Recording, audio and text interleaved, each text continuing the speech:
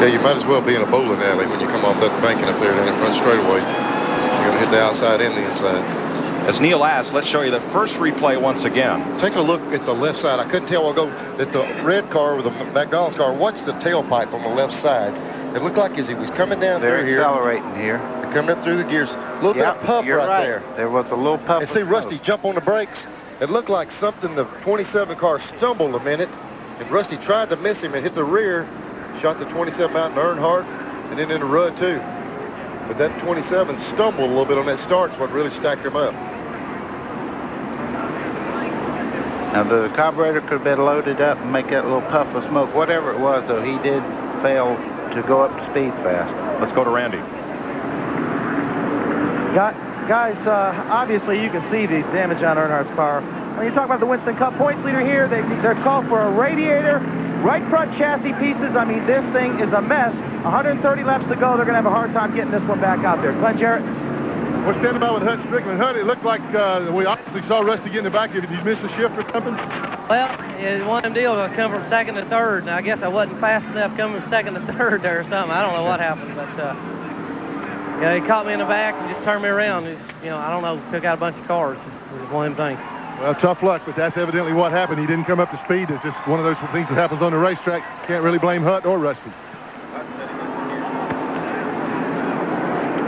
Let's show you from up top here. From the Ray Bustos Brakes aerial platform. Watch the right side of your screen. And the left side, every side, because there's going to be a big mess here. See him start bouncing off that inside wall.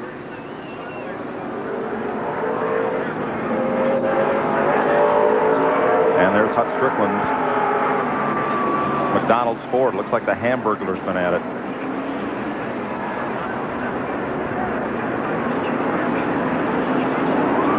And Jeff Gordon's DuPont Chevrolet, another potential winning car today. Dale Earnhardt's would-be championship Chevrolet. One shy of the race record for caution. Leader Ken Schrader was out ahead of this. Morgan Shepherd squeaked through with minor damage to the left side. Jimmy Spencer went past unscathed, so did Dale Jarrett. Here's the wave they're running. And another rookie moves into the top 5, Bobby Labonte. We'll be right back.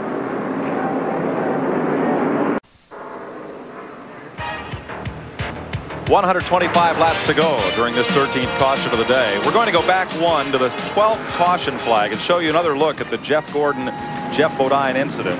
As we saw it, and as NASCAR also saw it, their review of the incident was part of this. But first, the issue of the sun, Neil. Mike, they're coming off this corner, and you're playing with about an inch or two clearance right there. Look right here where the accident occurred. Look, the sun, that's the worst place you can be on this racetrack.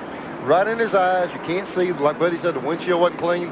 They got together. After reviewing this, NASCAR saw this particular tape, they decided it wasn't intentional reason to change. Now, watch Bodine's car and the white line. That distance gets a little smaller. He does come down a little bit as Gordon goes up. NASCAR's review of this on the appeal from Ray Evernham, they decided it was a racing accident. The black flag stopped to bring Gordon in, just cool him down. That put him to the back of the field, and he wound up in this accident. Here's Glenn. We're standing by with Jeff Gordon. He has crawled out of the car. He's talking to radio right now. We'll get a word with him here in just a moment. I'm sorry. Okay, Jeff, can you tell us what happened out there? Well, you know, I just kind of got caught up in another wreck there. All I saw was the 27 car get sideways and start slipping, and whoever was behind me didn't really check up as much as I did and turned me sideways. It's a shame, man. We just had a great car today, and I just thought really today was going to be our day. Everything was going our way, and then things totally turned around. What about when you and Jeff Bodine got together? It looked like maybe from the in-car camera, you just couldn't see him there. Well, there is a pretty strong glare over there, but he got in the corner and he got loose. He drifted up. So he's a lap car, and I'm trying to get back up the leaders. Rusty was trying to get his lap back. I wanted to make sure Rusty didn't get his lap back. And, you know, I probably was a little bit impatient, but I mean, he drifted up. I tried to go underneath him, and we hit. And he spun. You know, I didn't want to wreck anybody, but I was just trying to get to the front. Okay, tough luck, Jeff. Randy? Ricky Rudd standing here. Ricky, any comment on that? Well, they got the Goodies Headache Award. They ought to have the Rubber Head of the Race Award, and I give it to Rusty Wallace. That's my vote. I don't know about the rest of these guys that's sitting here tore up in the garage, but that was just a dumb, stupid move. I mean, you know, I don't know where he was going. You know, you just got to wait your time. The track's greasy. Everybody pretty much was biding their time, and that dumb SOB comes up through there like an idiot and causes a chain reaction. Ricky, one of your best race cars this year you had, too. Nice and smooth ride you were having. Well, I just hate to see it get wasted. You know, a lot of guys work awful hard at that. You know, in fairness to everybody involved, what Ricky saw was the obvious thing you would see, and it might have been the first thing you saw at home, that Rusty ran into the back of Hut Strickland. But as we say many times, there's always several points of what happened in the story. We have the best camera people in the world, and we make mistakes up here. So you know, sitting back in a race car when things start off like that, I mean, you can be wrong. And really, what Ricky saw was what happened. Rusty ran into the back of Hut Strickland. There was more to it than that, as Hut explained. Bad deal. You know, I hate to see a bunch of the good cars go out. You can understand too the drivers being upset. You know, these guys aren't out here playing dominoes. No. They're playing a pretty tough sport. If you're not really into what you're doing, you don't need to be there. And they climb out of those things. Sometimes they're going to say what's on their mind, and I don't hold that against them. And you know, it's true in any sport. In baseball, did the pitcher hang the ball up in the air, or did the hitter just get a hold of a good one and hit it out of the park? You know, there's two sides to every one of these deals, and well, now we've heard them both and then some. We're 122 laps from the finish. And about this manufacturers battle, we asked Jack Roush his opinion on the increased number of Ford's teams as it relates to the balance among the manufacturers here.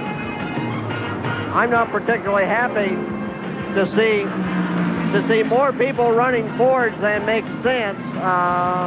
If we have too many, well then there'll be the interest in NASCAR wanting to make sure Chevrolet stays healthy, and it may be harder for the ones of us that the old guards have had the Fords. TNN Motorsports live coverage of the Splitfire Sparkplug 500 is brought to you by Peak, the heavy-duty engine antifreeze. Don't stop short of the Peak.